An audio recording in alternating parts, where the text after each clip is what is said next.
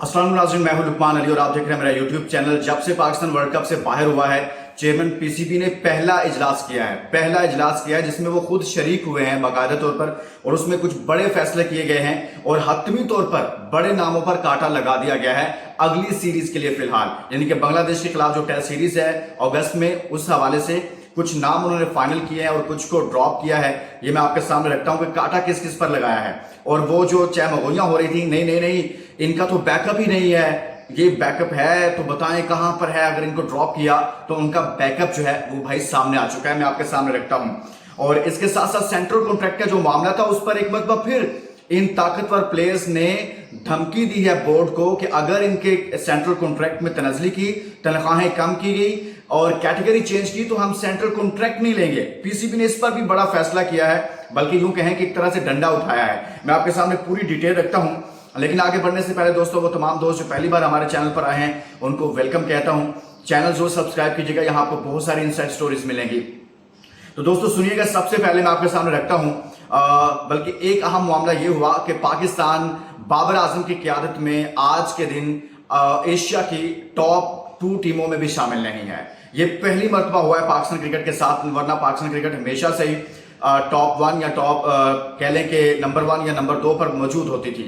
लेकिन बाबर साहब की क़यादत में ऐसा हुआ। आज अफगानिस्तान जो है वो पहली मर्तबा T20 के सेमीफाइनल के लिए क्वालिफाई कर गया है। ऑस्ट्रेलिया जो इतनी मर्तबा वर्ल्ड चैंपियन रही, बड़ी अच्छी परफॉर्मेंसेस रही, वो बाहर हो गई है। बांग्लादेश को शिकस्त हुई अफगानिस्तान से, और अफगानिस्तान ने जबरदस्त क्रिकेट खेली, और यूं इंडिया और अफगानिस्तान इस ग्रुप से सेमीफाइनल के लिए क्वालिफाई कर गए हैं, और ऑस्ट्रेलिया बाहर हो गया है। तो पाकिस्तान, माइकल वॉन भी ये कह रहे हैं कि पाकिस्तान जो है वो एशिया की टॉप 2 टीमों में शुमार नहीं होता, और अफगानिस्तान ने यह साबित किया कि माइकल वॉन भी ठीक कह रहे थे, बाकी लोग भी ठीक कह रहे थे। अब मैं आपके सामने रखता हूं, क्योंकि आप क्रिकेट ही इतनी गंदी खेल रहे हैं।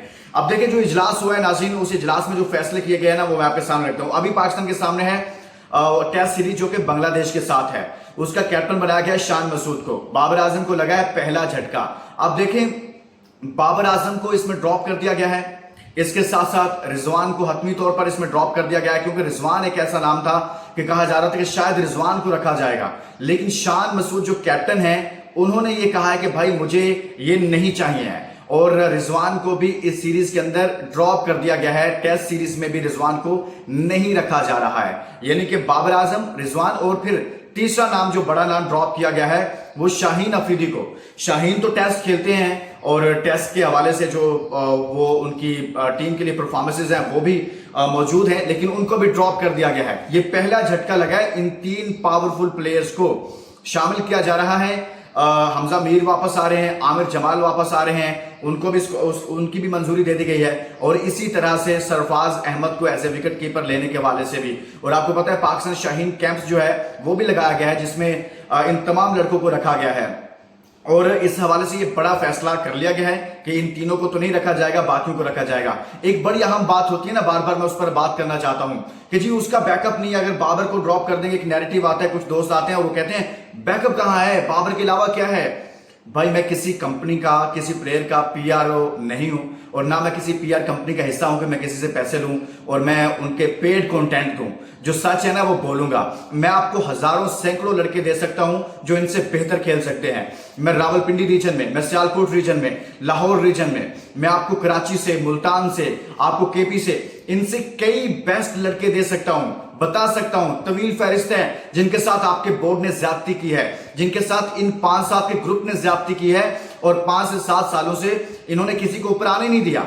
एक प्लानिंग के तहत, अभी आप कहते हैं ना बैकअप, आपके पास अबरार मौजूद था, इन बदमाशों ने उस अबरार को प्लेइंग 11 में शामिल नहीं किया।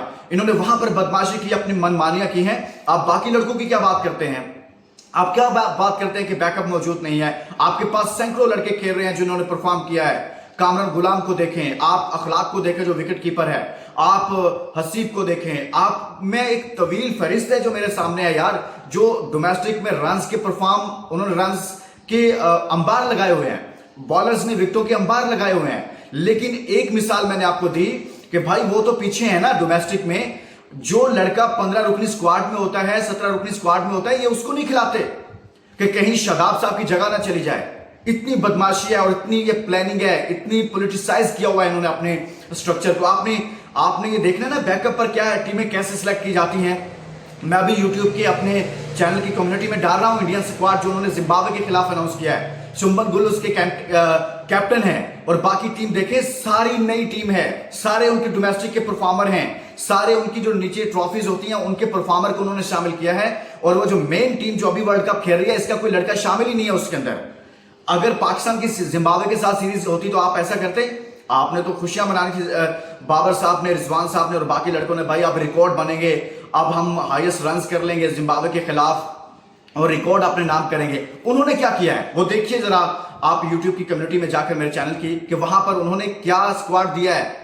ये होती है प्लानिंग, ये होती है सोच, ये होती है एक फिक्र जिसके तहत आप, एक विजन होता है कि जिसके तहत आप आगे बढ़ते हैं। यहां है क्या, यहां जो परफॉर्मर हैं उनको बदमाशी के तहत इन्होंने 5-7 साल से टीम के करीब भी फटकने नहीं दिया।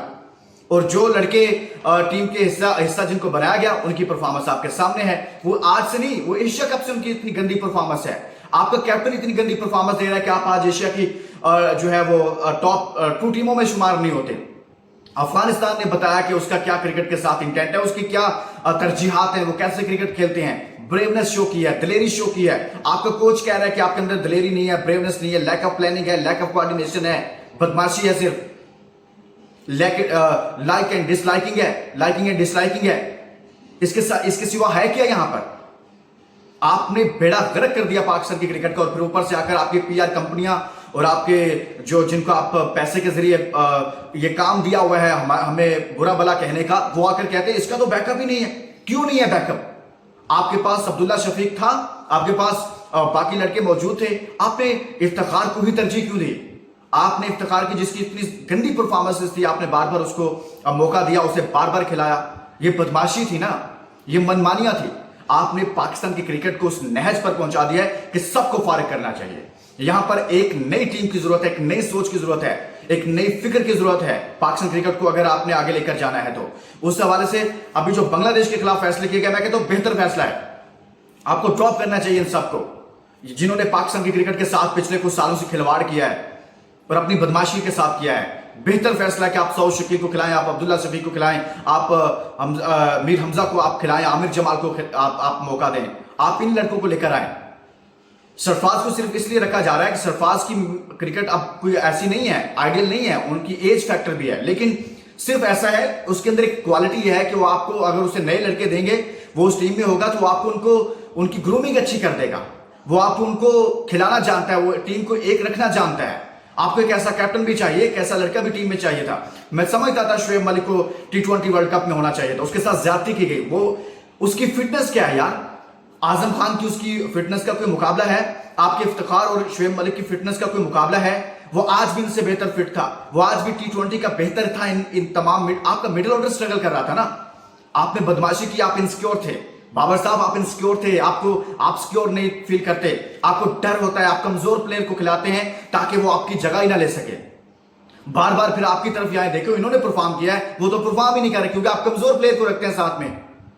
तो दोस्तों कितनी बात की जाए इस पर, आप इजाजत दीजिए, अपना बहुत सारा ख्याल रखिएगा, इस वीडियो का ख्याल रखिएगा और इसको शेयर कीजिएगा। अल्लाह हाफिज।